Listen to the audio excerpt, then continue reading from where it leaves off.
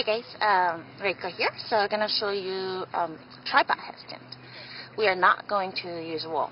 And if you are a little scared, have a friend by you. You know, have somebody who can kind of catch your hips or catch your legs when you start to feel a little wobbly. So they can stand right next to you with your head just kind of like going aside so that the person doesn't get hit into the head. So make sure like you're standing like a little bit like this.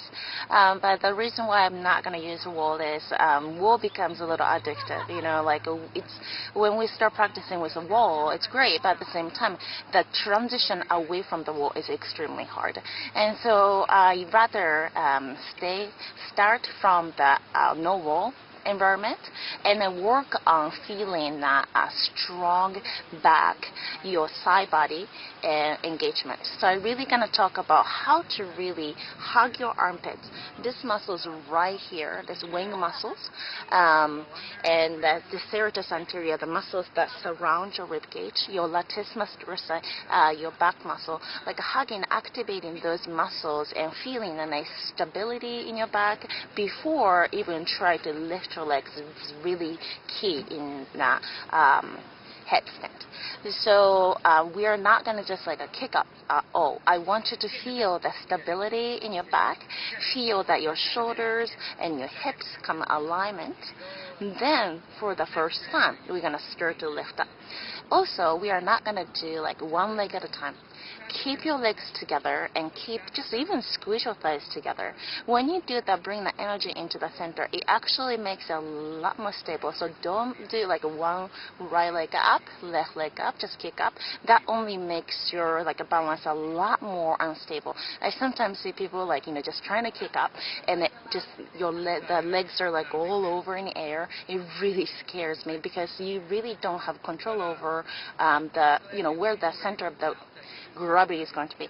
So keeping that like a nice energy into the center by keeping your legs together, like really pressing into your head and your hands, equally distributing your weight onto the 3 points are really important. So let's try that and then I'll walk you through. Go ahead and come to the kneeling position here. We're going to start with your feet down, knees down, so you have a little bit more stability to work on the engagement of your upper back. So open your hands about shoulder distance. Palms are completely flat. And go ahead and shift your weight forward. Bend your elbows straight back and bring the crown of your head down to the floor. Make sure this is the crown of your head, not your forehead or the back of your head. So make sure that it's the top of your head. If you have a little hard time finding, go ahead and sit up. Bring your thumbs onto your ears and open your hands and go ahead and try to touch your middle fingers at the top of your head, and that spot right here is the crown of your head here. So try to maintain that straight line. It's really critical to find that top of your head, a crown of your head, rather than your forehead in this Shastasana. It protects your neck, it protects your spine, and it's critical here. So make sure the crown of your head is down, and slowly bend your elbows and keep your fingers pointing forward. Elbows are bend straight back so that your elbows are completely on the top of your wrists here. Now, from here, we're going to activate your back muscles. So keep your shoulders away from your ears. Okay? And press your hands down. Press your hands completely down to the floor and make sure you have a lot of grip onto the floor. And activate your serratus anterior. It's a muscle hugging your rib cage and also around right behind your shoulder blades and your armpits area. So think of hugging your armpits in to activate that muscles right at the side of your rib cage and around your backs. So you activate your latissimus dorsi, your entire back muscle, to hug yourself and really activate your muscle. Pull your elbows back. Now keep this activation. Pull your shoulders back into your spine so that you have a lot of space between your shoulders and ears. You're activating your trapezius muscle, the muscles that go through and support your skull and onto your shoulder. So keep the muscle very stable and then also very strong. Now, it's important that you're going to distribute your weight onto your head and to your hands equally. So when you start to go up, if you have too much weight onto your head, you don't have any weight onto your hand, then you're going to tip over. And if you have too much weight onto your hands, no weight onto your head, you're not going to move it up. So make sure you're distributing your weight equally here.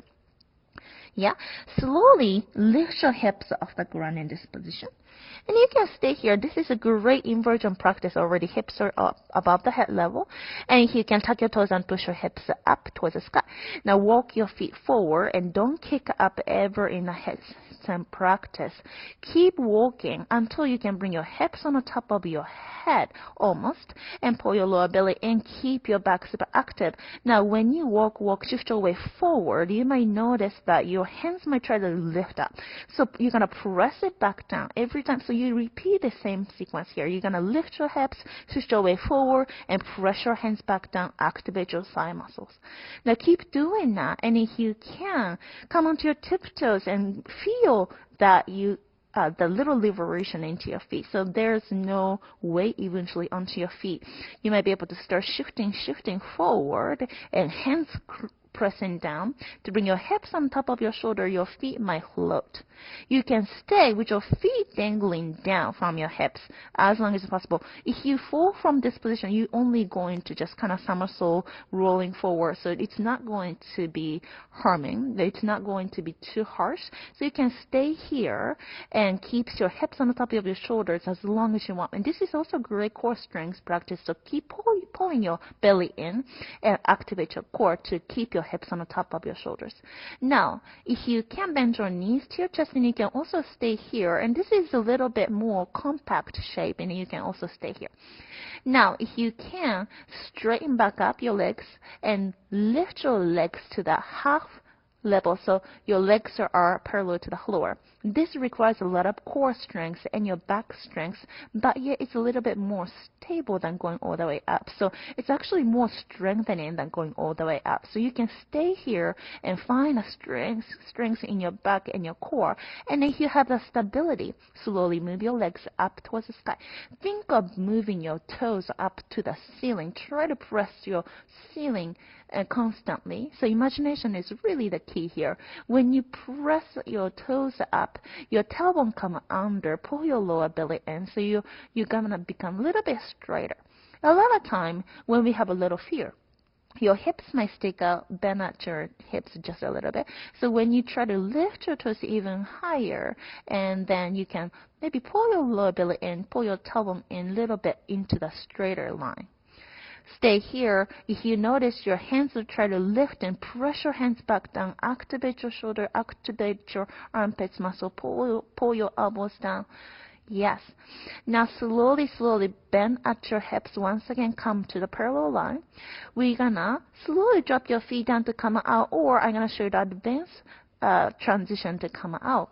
You're gonna bring your feet back and chest forward at the same time to land in chaturanga. Bring your gaze forward. So inhale here. With your exhale, feet back, chest forward, shoulders back. And inhale, upper facing dog. And then exhale, downward facing dog. Good. Knees come down and slowly come to your child pose and relax. Great job.